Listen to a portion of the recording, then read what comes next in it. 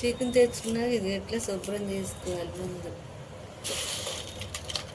తర్వాత ఉప్పు, తగినంత ఉప్పు,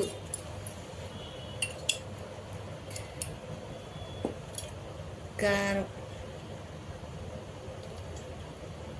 2 స్పూన్ కారం, పసుపు కొద్దిగా, అలాగే అల్లం వెల్లుల్లిపాయ పేస్ట్. వీటిని మొత్తం ఆకు మిక్స్ చేసేసుకోవాలన్నమాట.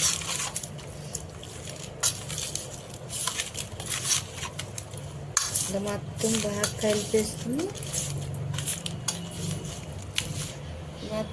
కలిపేసుకుని పక్కన పెట్టుకోవాలి.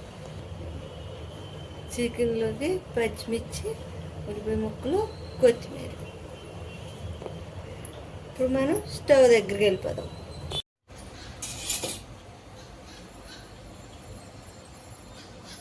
2 గిద్దలు నూనె పోసా. ఇప్పుడు మనం ముందుగా పచ్చిమిర్చి,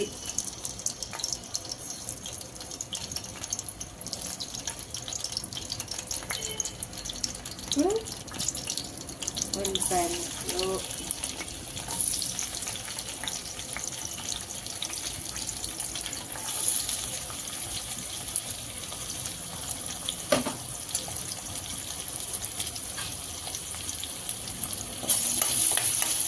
బాగా ద్వారగా వేగాలి. ఎర్రగా వచ్చే వరకు వేసుకుని ఇప్పుడు మనం చికెన్ వేసుకోవాలి. ఇందులో ఉల్లిపాయ ముక్కలు వేగిపోయినాయండి. ఇప్పుడు మనం అన్ని కలిపి పెట్టుకున్నాం కదా చికెన్, ఇప్పుడు దీన్ని మనం ఇలా వేసుకోవాలన్నమాట.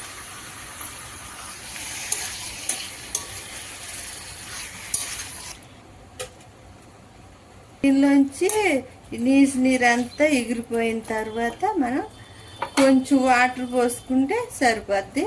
మళ్ళీ చూద్దాం. మూత పెట్టేసుకున్నాం.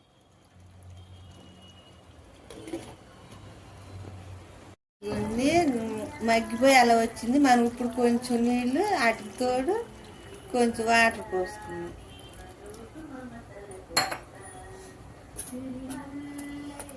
ఇక ఉడికినాక ఇప్పుడు మనం చికెన్ మసాలా, కొత్తిమీర వేసుకుంటే సరిపోతుంది.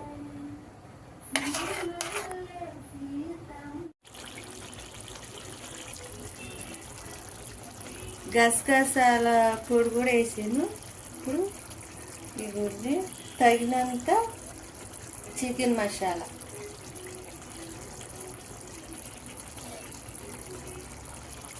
కొత్తిమీర,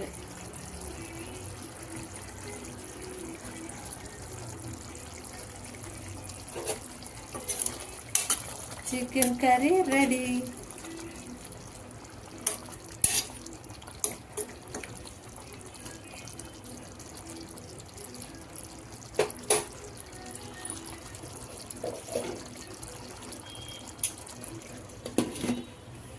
స్టవ్ ఆఫ్ చేశారు.